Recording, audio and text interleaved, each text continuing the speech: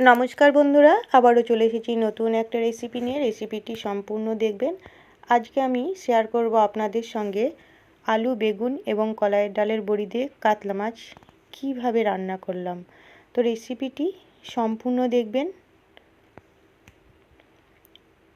দেখুন, এখানে একটা প্লেটে 3 পিস কাতলা মাছ নিয়েছি। মাছে হাফ চামচ লবণ, হাফ চামচ হলুদ দিয়ে ভালো করে মাখিয়ে দিলাম। অন্য একটা থালাতে নিয়েছি আলু, বেগুন আর একটা বাটিতে নিয়েছি কলাইয়ের ডালের বড়ি। তাহলে বন্ধুরা, এই রেসিপিটি কিন্তু খুবই সহজভাবে বানাবো আর গরম ভাতের সঙ্গে খেতে দারুণ লাগবে। তো দেখুন, আমি কড়াইয়ে দিয়ে দিলাম পরিমাণ মতো সরিষার তেল। ওই তেলের মধ্যেই আমি সামান্য পরিমাণ লবণ দিয়ে দিলাম। লবণ দিলে মাছ ভাজার সময় তেল ছিটকে পড়ার সম্ভাবনা কম থাকে। তো তেল খুব সুন্দর গরম হয়ে গেছে। এবার আমি খুন্তি দিয়ে মাছগুলো একটা একটা করে তেলে দিয়ে দেব। তো আমি সবগুলো মাছ দিয়ে দিলাম।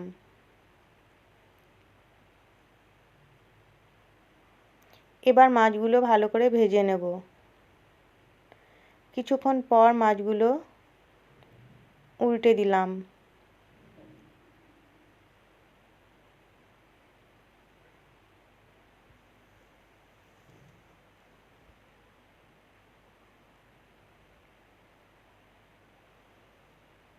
মাছগুলো দেখুন খুব সুন্দর করে ভাজা হয়ে গেছে, দেখে বুঝতে পারছেন।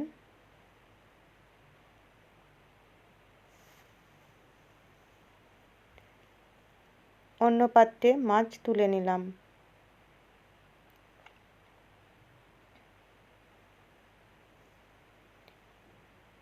ওই তেলের মধ্যেই বড়িগুলো দিয়ে ভেজে নেব।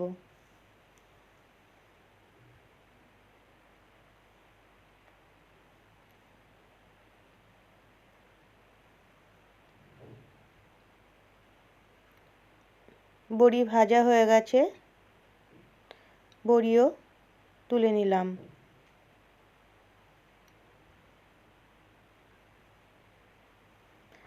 ওই তেলের মধ্যে দিয়ে দিলাম হাফ চামচ গোটা জিরে আর একটা শুকনো লঙ্কা ফোড়ন। এবার কেটে রাখা আলুগুলো দিয়ে ভেজে নেব।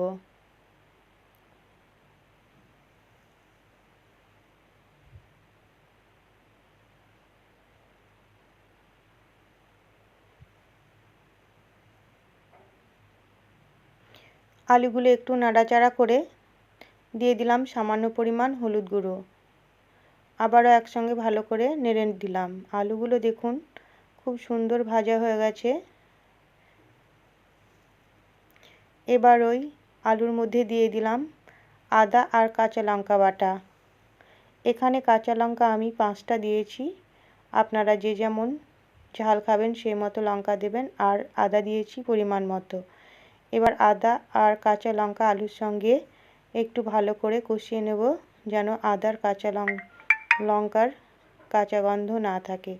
তো দিয়ে দিলাম হাফ চামচ জিরে গুঁড়ো, হাফ চামচ ধনে গুঁড়ো, হাফ চামচ কাশ্মীরি লঙ্কার গুঁড়ো আর সামান্য পরিমাণ গরম জল।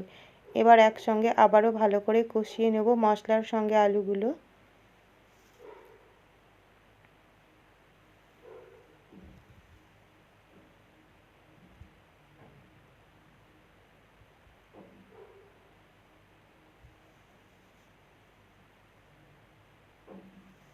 দেখুন মশলার সঙ্গে আলু খুব সুন্দর কষানো হয়ে গেছে। দিয়ে দিচ্ছি পরিমাণ মতো জল। এখানে আমি যে কোনো তরকারি রান্না করার সময় গরম জল ব্যবহার করি। গরম জল দিয়ে আপনারা রান্না করবেন, দেখবেন যে কোনো তরকারির স্বাদ কিন্তু দ্বিগুণ হয়ে যাবে। তো পরিমাণ মতো জল দিয়ে আবারও ভালো করে নেড়ে দিলাম। ঝোল ফুটে গেছে।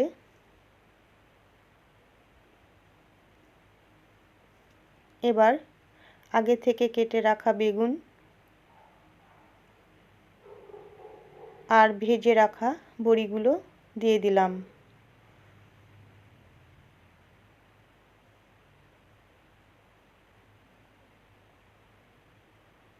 আবারও খুব সুন্দর করে নেড়ে দিলাম।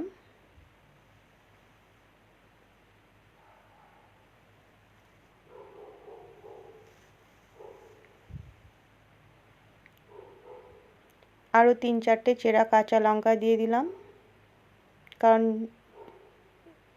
চেরা কাঁচা লঙ্কা দিলে কিন্তু তরকারির স্বাদটা খুব ভালো লাগে। আর দিয়ে দিলাম স্বাদ মতো লবণ। এবার ঢাকা দিয়ে 5 মিনিট রান্না করে নেব।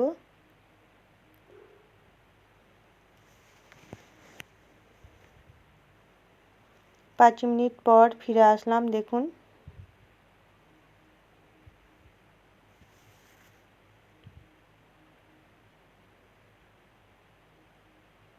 নাইনটি পারসেন্ট সবজি সেদ্ধ হয়ে গেছে, আলু সেদ্ধ হয়ে গেছে, আর একটু সেদ্ধ করতে হবে। তো মাছগুলো এবার দিয়ে দেবো, ভাজা মাছগুলো দিয়ে আরও 2-3 মিনিট মতো ফুটিয়ে নেব। তো ভেজে রাখা মাছগুলো দিয়ে দিলাম।